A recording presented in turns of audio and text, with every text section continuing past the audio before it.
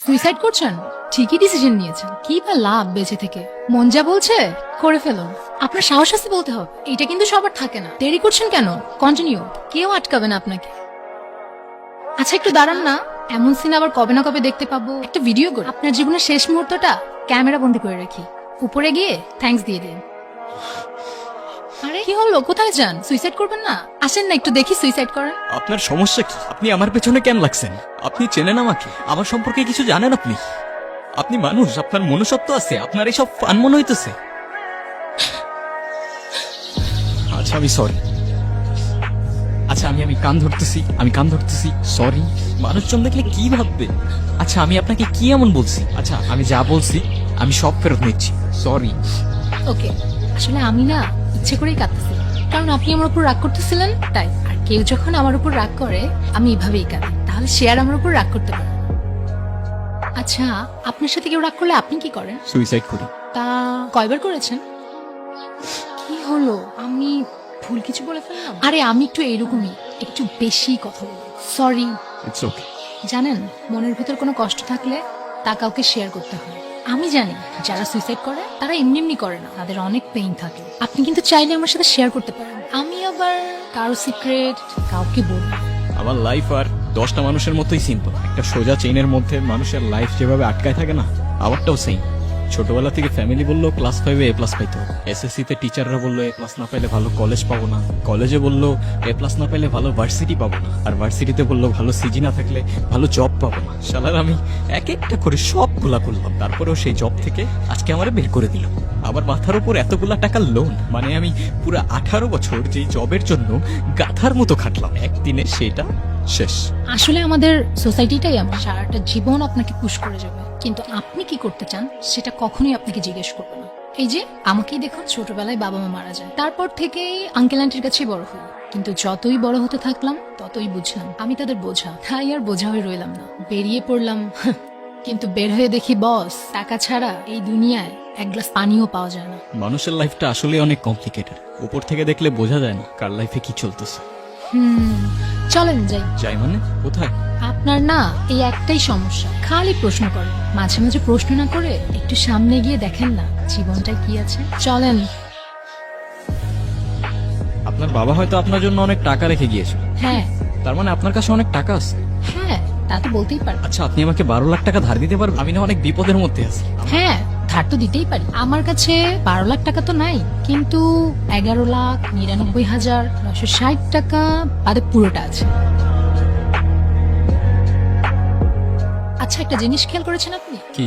বর্তমান সিচুয়েশনে আমাদের দুজনের লাইফে কিন্তু একটাই সমস্যা, আর সেটা কি? টাকা।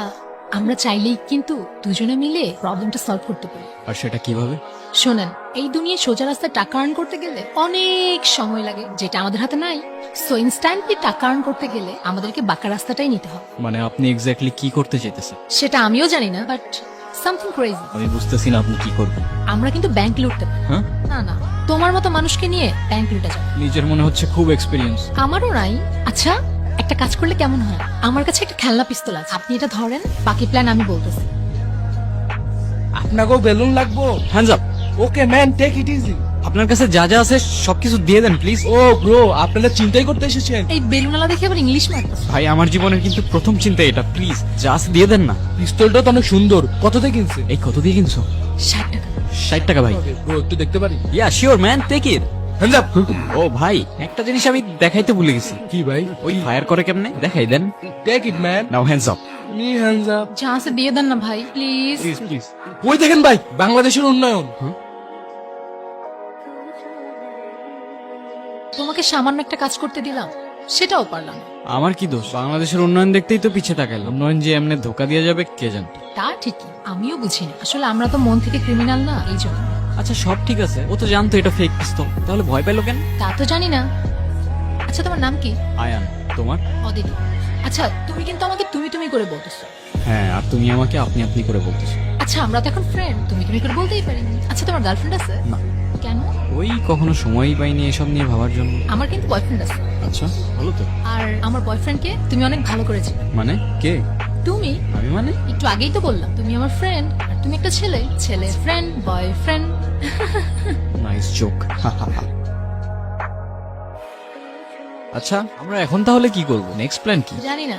আচ্ছা, এমন যদি হতো আমরা কোনো গুপ্তধন পেতাম। ধ্যাত, এই যুগে গুপ্তধন পাওয়া যায় নাকি? এগুলা তো ছোটবেলায় গল্পে শুনতাম। আরে আমি অনেকগুলো মুভিতে দেখেছি গুপ্তধন মানুষের আশেপাশেই থাকে, বুঝছো, কিন্তু মানুষ খুঁজে পায় না। এমনও তো হতে পারে আমাদের আশেপাশেও গুপ্তধন আছে। মানে তুমি এমন ভাবে বলতেছো গুপ্তধনের আর খায় দেয় কাজ নাই, আমাদের মতো দুইটা অবাকের সামনে এসেই পড়বে।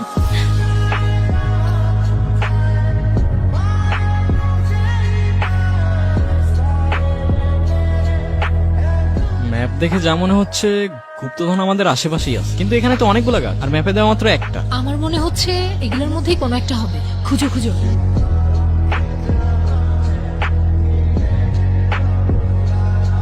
টায়ার্ড হয়ে গেছি, আর খোঁজা সম্ভব। ওই ওই কি হইছে? দেখো না, কি দেখবো?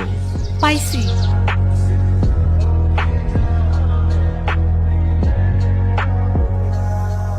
পেয়ে গেছি। আমরা পেয়ে গেছি।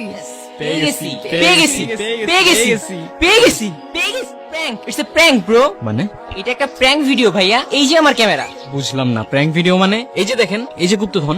এটা গুপ্তধন না তো ভাইয়া, এটা হচ্ছে কি একটা প্রপ কয়েন। দাঁড়ান দেখাচ্ছি। এই যে নে, তুইও খা তুইও খা।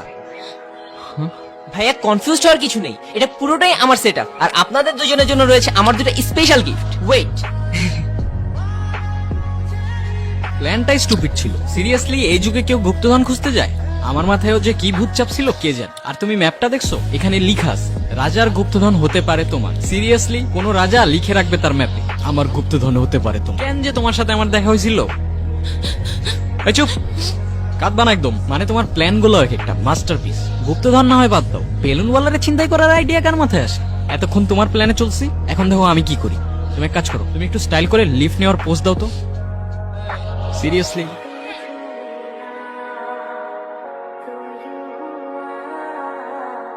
কি আবু, কোনো সমস্যা? দেখছো, এটারে বলে পারফেক্ট প্ল্যান।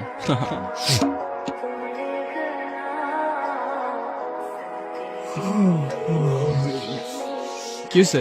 গত 2 ঘন্টা ধরে অজ্ঞান হয়ে পড়ে আছে। একটা কাজও যদি ঠিকঠাক মতো করতে পারো, তোমার না হয় 2 কেজির বডি, তোমাকে টেনে আনা যায়। ওই ভোট কাটারে টেনে আনতে আমার কতটা কষ্ট হয়েছে তোমার কোনো আইডিয়া আছে? ও, তার মানে সব টাকা পয়সা পেয়ে গেছো? ঘোড়ার ডিম পাইছে। ওর কাছে মানি ব্যাগ তো দূরে থাক, একটা মোবাইল ফোন পর্যন্ত নাই। মানে মানে আর কি, কিচ্ছু নাই ওর কাছে। কেন বাঁচাইতে গেলাম আরে তুমি? আমি তো আর থাকতে পারতেছিলাম না এই দুনিয়াতে, মারা তো যাচ্ছিলাম আমি। কেন বাঁচাইতে গেলাম? আমার মাথার উপর এতগুলো টাকা লোন, এখন আমি কেমনে কি করবো? আচ্ছা প্লিজ কান্নাটা থামাও। আচ্ছা চলো না, আপদটার আগে বিদায় করি। অদিতি দাঁড়াও।